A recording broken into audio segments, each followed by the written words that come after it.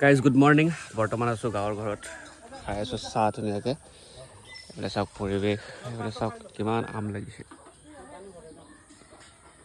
আম সেইফালেও আম, কিন্তু আমাৰ ঘৰত মানে গুৱাহাটীৰ ঘৰত দুডাল আমৰ গছ আছে।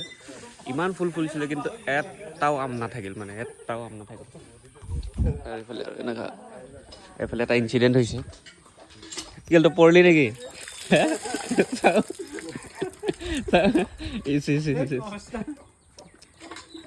মই একে ভাবিছোঁ ভূমিকম্পই দিলা নেকি?